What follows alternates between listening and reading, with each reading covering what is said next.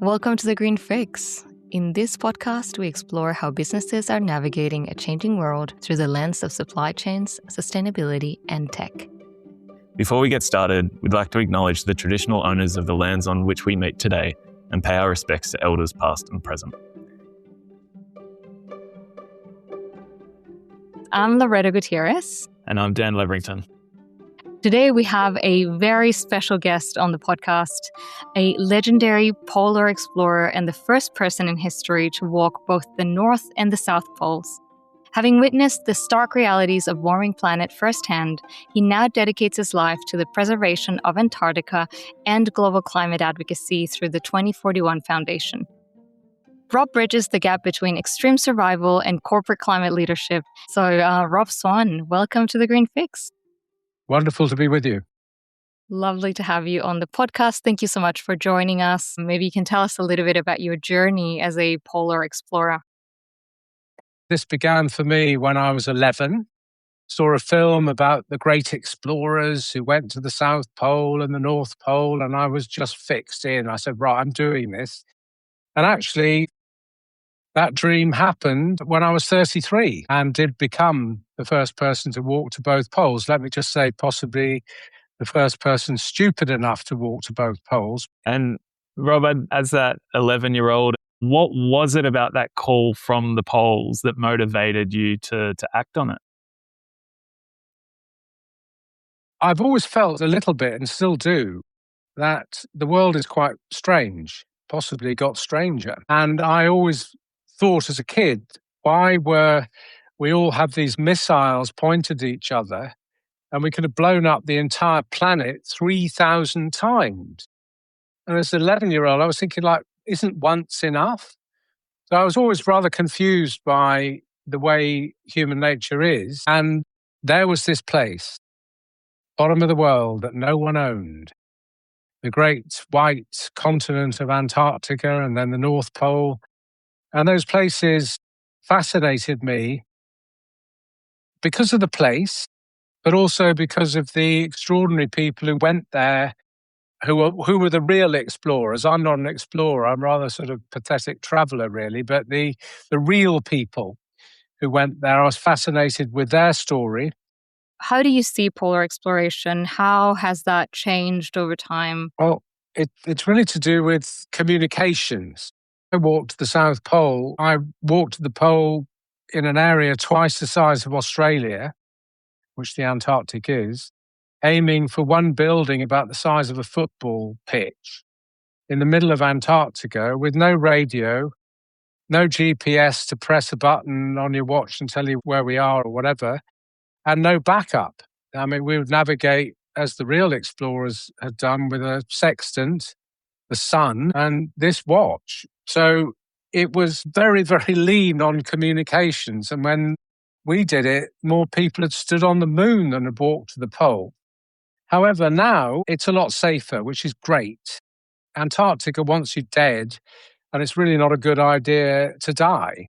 So now with Starlink and all the fancy communications we have, things are safer in Antarctica. I personally find that that's quite difficult because there's a place that we all own, the last great wilderness left on Earth. And recently I went there, communicated to 2.1 million kids live for the first time from Antarctica, which was great.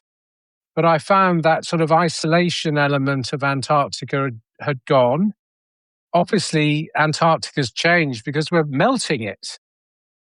Not a question of if or when, we are. And science tells us that.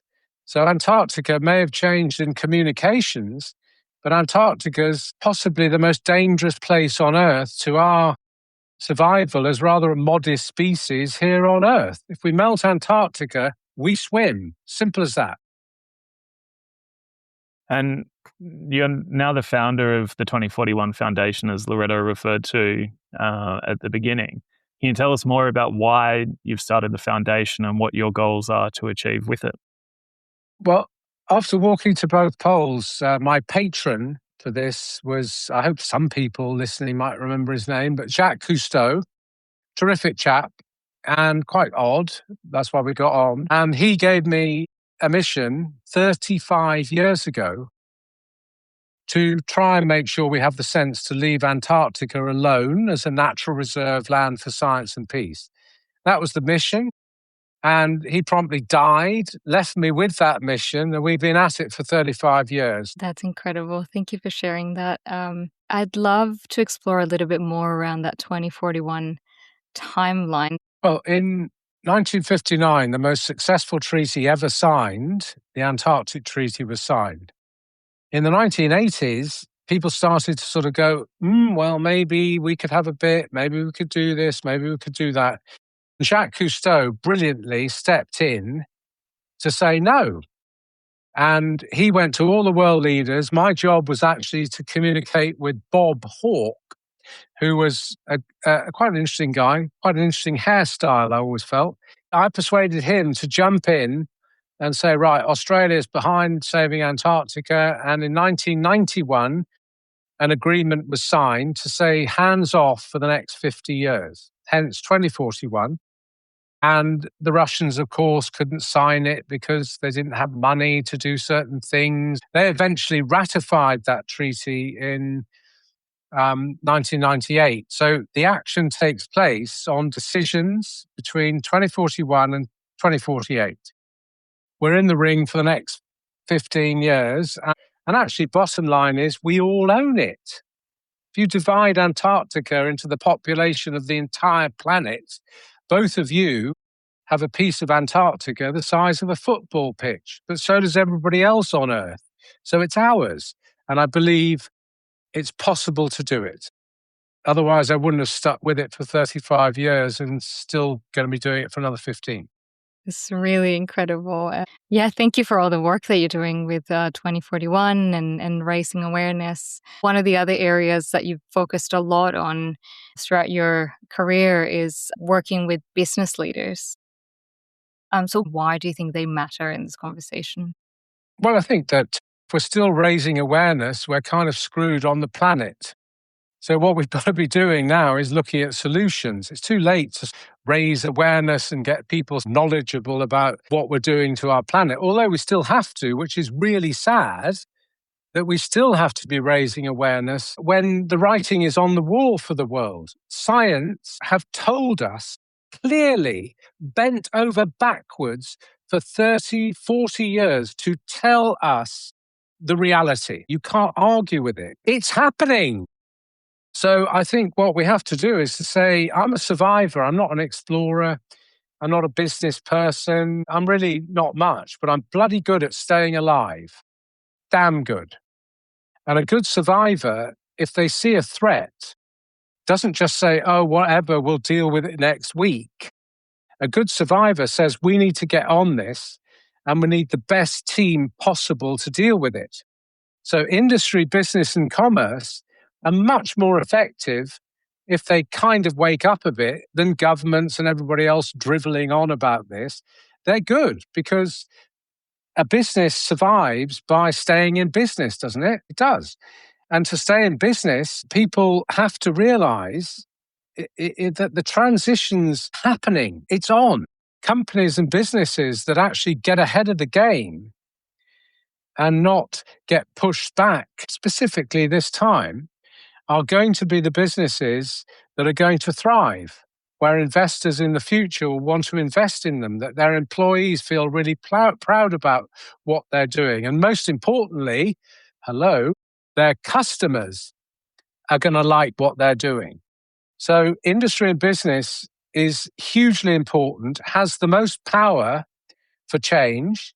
You know, I was really happy just preserving Antarctica, actually. It was a bit of a battle just to do that. And then suddenly somebody sort of says, oh, by the way, Rob, Antarctica's melting and it's going to come and get us. So it was a bit, it was like a really annoying thing. Oh, God, now I've got to try and do all this other stuff. But they have to be the change and the clock is ticking.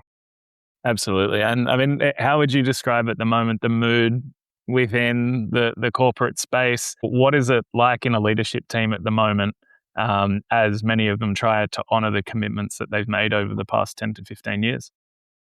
I have a great deal of respect for business people. I'm really bad at business. So, great deal of respect. And I feel that it's very difficult for people right now because people are being pushed back on this issue. I think that people need to be honest right now. And if they have made a commitment, they need to be honest in saying, we can't, but not come up with a lot of pathetic reasons why they can't. Let's step it up a bit, look at the people that are doing the right thing, and those people in boardrooms, maybe they might do something which I've learnt on expeditions. Imagine walking to the South Pole, it's minus 65 Celsius, and if you don't get out of the tent and keep moving, you aren't going to get the average that you need to keep. No one knows where you are. There's no radio communications. And if you don't get out and at least make 3 miles and sort of end up like, some sort of frozen person, but at least you did 3 miles. And so I would ask people to be thinking that way now and to be keeping doing those 3 miles. Against the odds, we did 3 miles, then another 3 miles, another 3 miles, and suddenly you've done 100 miles. So I think that's how I would like to look at it. I used to live in California until yesterday, where I signed the piece of paper, those strange orange pieces of paper that you get on aeroplanes coming to Australia. And I've been eyeing this box for 40 years, which says immigrating to Australia box. And I was very proud to put a cross in that. And I have moved to this country because I believe the country can lead better. So I feel that it's time to change. I just moved bloody continents and I'm 70. I'm doing that because I'm still in the ring and I'm doing the 3 miles, right? And I think that should be people's attitude. May we be one of the first people to welcome you officially to the country, Rob. Speaking of the 3 miles a day, you made a promise, as you said, to Jacques Cousteau. That promise has led you to many places around the world. How do you think about that in relation to corporate leaders who announce those 2050 zero targets, particularly when they are not going to be in the ring that you just mentioned by 2050? Well, I think it was sort of quite fashionable, let's be honest. They did it and they had sort of fancy mission statements delivered, and everybody sort of gets together and there's lots of clapping and there's sort of boards on the wall, mission statements and sort of arrows telling everybody what's going to happen by 2050. What employees tend to think is this. They think, oh, well, the company's doing it. We don't have to do anything. So I would say a couple of things to leaders. I'd say, point number one, are you actually engaging with your employees on this? It's no good sort of driving the ship and forgetting the real team in the engine room. Are you actually engaging with them? Are you giving them the chance to do something themselves? And the next thing I would say is that every leader I'm talking to today knows the situation. They're not stupid. And not to know that we've got a problem on Earth, you'd have to have been living in a cave for the last 30 years. Everybody knows. But my question to them would be, what changes are you making? Forget the company, forget the employees, but are you still living your life as it was? Well, how are they traveling? How are they living their lives? Are they inspiring their children to live their lives better? The answer is probably not. And I think that's a huge challenge. The other challenge I would say to leaders is, how are you inspiring your children? They're the future leaders. Leadership is not just for companies. It's for people themselves. It's for their families. It's to help employees. you're bringing a perspective that really shines a light on the behaviors of leadership. How does that conversation follow on from there? Are you supporting these people through change? I'd love to understand a little bit more about the work that you do with leaders. Well, it's not much different than we're doing now, which is to talk, to tell some stories. And leaders on the whole are really bloody awful at telling stories. And so what I say to leaders is, come on, step it up a bit. So public speaking, learning to tell your story to inspire others. And I'm not just talking about businesses. I try and help people, although it's a grim time, be a bit more joyful about all of this. You know, when you walk to both poles, you understand isolation, true isolation. In an area twice the size of Australia, and just three of you with no communication, sort of looking at the view, and it's all white. And you think where you are. You're on a planet in the middle of a universe that goes on forever, and we're entirely on our own. And we're making such a crummy job of looking after where we are. So I talk to people and try and help them with some basic leadership skills, learn to tell stories, and hopefully give them a sense of stepping it up.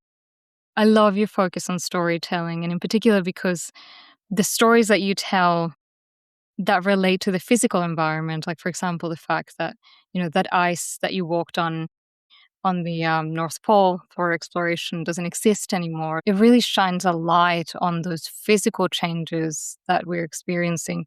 It creates a beautiful connection that you can only really get through storytelling. Well, it's storytelling, but we all know what the situation is. We do.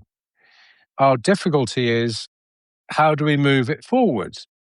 30 years ago, it was trying to tell everybody there was a problem. We walked under a hole in the ozone layer to the South Pole. My eyes changed colour forever. My face got fried off by ultraviolet rays. Came back to Australia and went on TV, for those really elderly people listening, on the Ray Martin show, I Say No More. And he said, well, what happened to you? I looked like somebody forgot to bury me. And I said, well, I just walked under a hole in the ozone layer. And so what's that? And I said, we've created this through the use of these gases and CFCs. And actually, Australia's the first place you get fried. And people sort of went, whatever, guys, like a greenie or something. But actually, it was really positive in the end. Let's dwell on that and say that the world got together, signed the various treaties, and we often think we can't make change, but we can stop the use of CFC gases, and the hole in the ozone is fixing itself. Many people listening don't even know that because it's good news.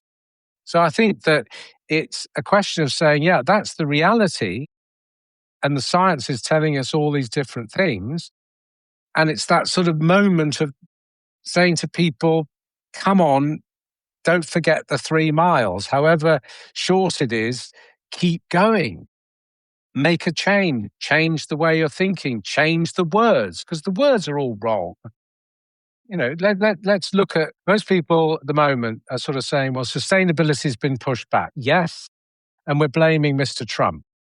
I was sitting in my tiny house about the size of this room in California, and on the day that Mr. Trump was elected, and I could smell the fires 300 miles away from Los Angeles. And I got a letter that morning from my insurance company saying, dear Mr. Swan, you can't insure your house anymore because of fire. Great start to the day, right? And then by the end of the day, Mr. Trump was voted in. This is important because rather than saying, ooh, isn't that terrible? We actually have to, people in the environmental world have to actually take some responsibility for that. And I'll tell you why.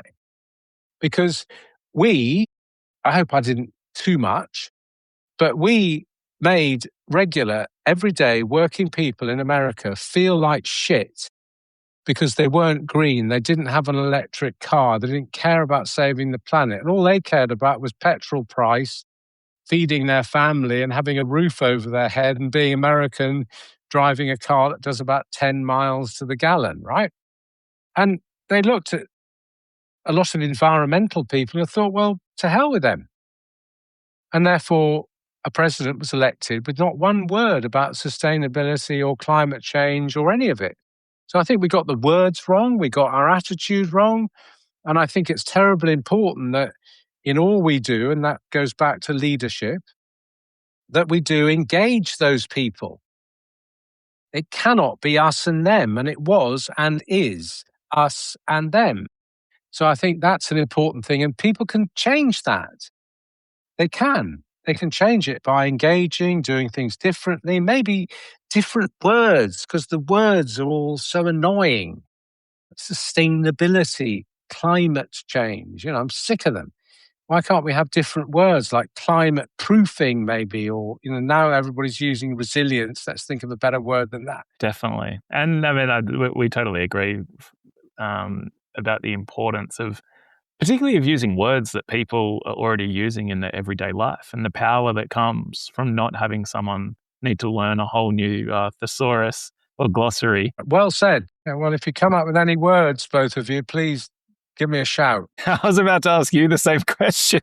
Well, I think climate proofing's not bad. I think sustainability is rather boring, because what sustainability means is keeping things as they are, which is not a bad idea because we're making such a mess of everything. But I think sustainability can turn into regeneration, making it better than just keeping it on the line. I don't know. We'll come up with some words, but we got to be on it. Fantastic. And final question, how can our listeners get involved in 2041, and what would you like for them to do following this conversation? Well, I think I'd like to leave an image in the listener's mind. I quite like bison because they're quite serious. And a bison, if it's suddenly in the most appalling storm, terrible, terrible blizzard, storm piling in, most animals turn their back to the storm and try and go with it. What a bison does is turn their head into the storm, full on, and goes forward into the storm. Not because it's insane, but actually it's the quickest way out of the storm. To turn your head into the storm and step it up. And in my own small way, with my small team, we've got 3 things going. My son Barney is regenerating the oldest rainforest in the world up in Daintree, where there's been a rainforest there for 188 million years. There were trees growing there when there were trees in Antarctica, and he's doing a really good job of getting data together and helping rainforests in need and working with First Nations people and the collapse of the cane industry up there. He's really, as I'm learning to speak Australian, he's really giving it a go. And as for myself, I feel welcomed to this country. And in order to celebrate that, exactly this time next year, oh my God, I will be mounting my bicycle in Darwin, and I will be bicycling to Adelaide across the red centre of this extraordinary country. And on the way, I'm going to be broadcasting using amazing technology, Starlink and all that stuff, to millions of kids all over the world, but with a big focus on young people as I go. Would like to dress up as a polar explorer in plus 50, and what do I wear at minus 50? And I'm going to be speaking to schools and universities or whoever will listen to me on a journey. And I would like that they feel inspired by that. I had the dream when I was 11, and everybody said it couldn't happen, but we made it happen. And to give them a sense that you don't have to be rich in order to try and help preserve Antarctica, preserve our world. Final thing is maybe through some of the people listening, we might be able to give some of the older young people, having a bloody awful time, maybe we could give them an internship or do something with a company for 3 or 4 weeks to get them out and see that, anything's possible. I can't change things, but I sure as hell am a person that's going to put my head into the storm and give it all I've got. I love it. And on that note, Rob Swan, thank you so much for joining us on The Green Fix. Big thanks to Danita Bundium and Trish at Multi. Both of them said to us that we just had to speak with you, and we're very glad that we listened. It's an absolutely incredible life so far, and I think such a great example of when someone has a purpose and an overriding mission and a deep commitment to achieving it, a lot of positive things can happen. So thanks for joining us today. And like I said, welcome to Australia. I'm trying, mate, as they say. One last question from me. What's the coldest day you've ever Minus 68 Celsius. Oh my God. This was Green Fix with your hosts, Loreto Gutierrez and Dan Levington. You can get your Green Fix every 2 weeks on Apple Podcasts, Spotify, or Pocket Casts.